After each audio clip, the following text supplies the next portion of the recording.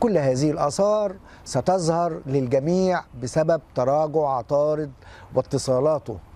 أفضل شيء لتخفيف الآثار كثرة الذكر والاستغفار والصدقة، خصوصا يوم الأربعاء، والتحصين بسبيكة زحل ضد تراجع عطارد والمريخ والزهرة.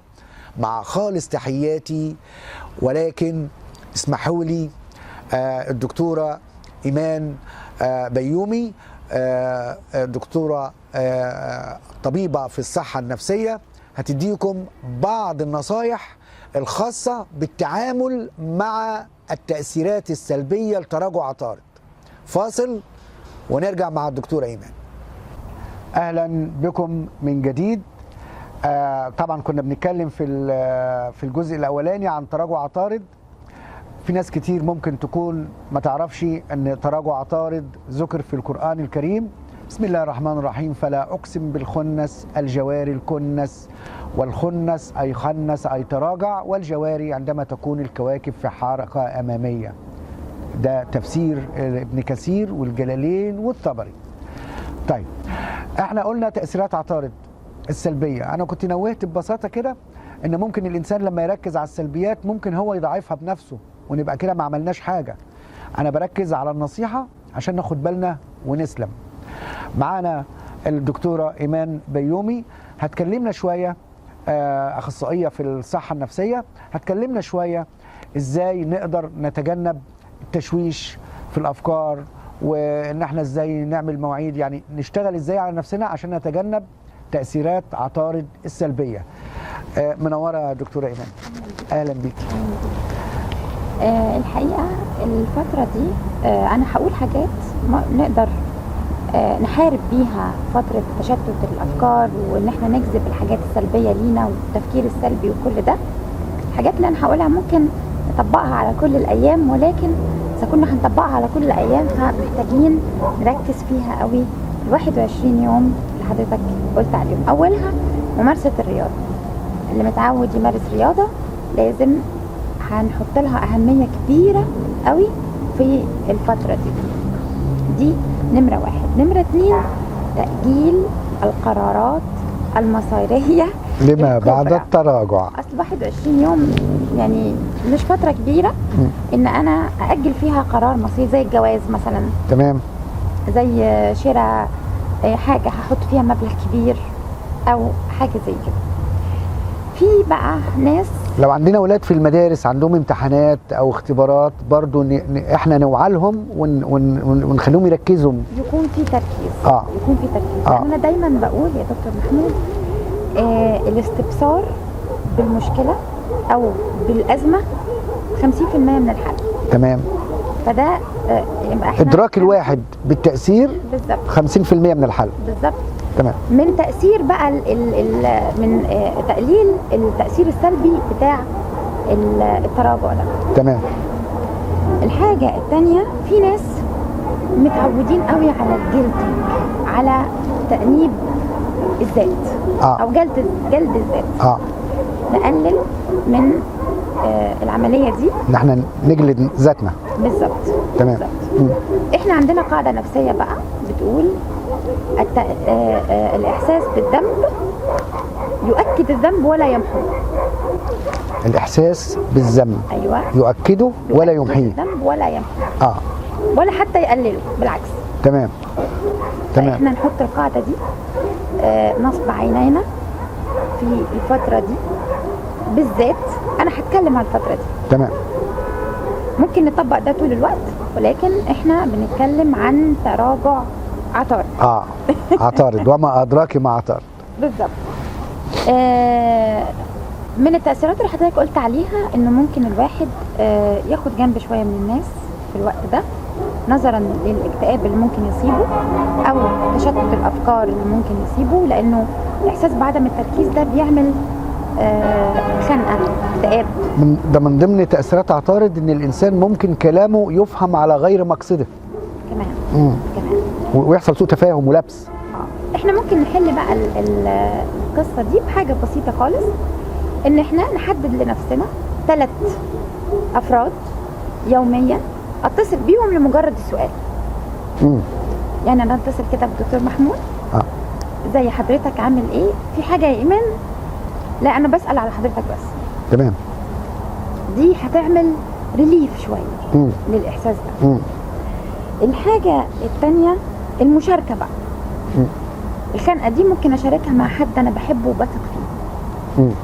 لو بقالي شهور ما بشوفش اصحابي، بنصح في ال 21 يوم دول ان انا ادور على حد قريب اقعد معاه شويه، نتكلم، اقول له اخباري ويقول لي اخباره.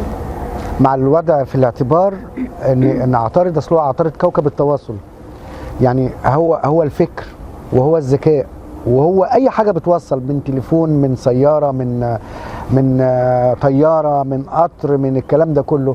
مع الوضع في الاعتبار ان الواحد يبقى حريص وهو راكب سيارته، حريص وهو اثناء التنقلات، ما يمضيش عقود، تأجيل القرارات. تمام. بعد المشاركة، حتة بقى النفس اللي حضرتك اتكلمت عليها، بنصح بتنظيم عملية تنظيم النفس يوميا بقى. احنا بننصح بالعملية دي. انت عارفة حضرتك النفس ده عبارة عن تواصل طبعا ما بين الخارج والداخل. طبعا، يعني ده المقصود من كلمة التنفس. بالظبط. بالظبط. وفي جزء صغير جدا في الرئة مع شدة القلق ما بيوصلوش أكسجين. ناس كتير تيجي في العيادة تقول لي باجي اخد نفسي ما بيوصلش للآخر. التعبير ده معناها ان انت في حالة قلق عالي، لذلك الرئة ما بتتمليش بالأكسجين كفاية. ده سببه القلق برضو. تمام. وسببه صاحبنا عطارد. ونطول بالنا بقى في البيوت على ازواجنا او زوجاتنا، ما نقابلش السوء. ده بقى هيدينا مساحه للصبر بقى. يعني يدينا مساحه للصبر. تمام. الخنقه اللي بتحصل والعصبيه والشده، وتلاقي الخناقه فارت فجاه والسبب صحيح تافه جدا. صحيح. حاجه برضو هتساعدنا ان كتابه الاهداف. ما دام في تشتت افكار يبقى نكتب، يبقى كتابه ورقه وقلم بقى، ورقه وقلم. تمام. هتساعدنا كتير. تمام. انا كده قلت 7 اسباب. بس في، وانا بحب رقم 7 حضرتك عارف، لانه طبعا زي ما حضرتك علمتنا. رقم 7 رقم روحاني طبعا، جميل. 7 جمرات والطواف 7 سماوات و7 والصفا والمروه 7. بالظبط. في سبب بقى حلو قوي مهم جدا، هو الثامن. رقم 8 بيدي قوة. النوم، اخد قدر كافي منه. لو انت متعود تسهر في بقية الايام 21 يوم دول، يا ريت تهتم بالنوم بشكل كبير، تنام عدد ساعات كافية. ابعد التلفزيون والكمبيوتر عن اوضة النوم بتاعتي، والموبايل طبعا يا ريت اقدر اطلعه بره الاوضه اثناء النوم. وانام بدري واصحى بدري. تمام. في وقت ثابت. اعتقد كده ممكن نقدر نحارب الاثار السلبيه بتاعت عطارد، صاحبنا عطارد. يعني بنسبه 50% او 60% كمان. تمام. واللي هيتعامل بوعي وبعلم مع الموضوع هيعدي الفترة بدون أي تأثير. أكيد هيبقى عنده طاقة مقاومة. تمام. للآثار السلبية دي. أنا بشكر حضرتك جدا جدا على الروشتة الجميلة ديت، ويا ريت حبايبنا ومتابعينا يعملوا بالنصايح دي، لأنهم هيستفادوا جدا جدا جدا. ويا جماعة عطارد سمعته لما بيتراجع، مش سمعته على طول، سمعته في حالة التراجع سيئة جدا، فخدوا بالكم عشان تسلموا. وإلى اللقاء.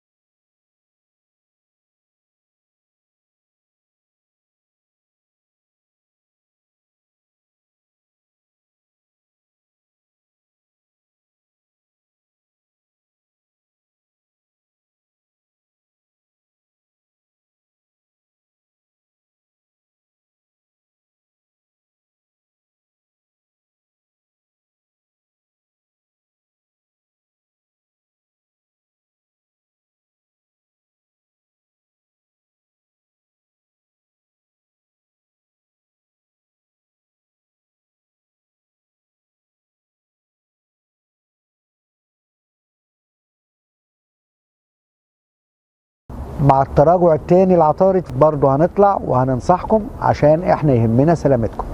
والسلام عليكم ورحمة الله وبركاته.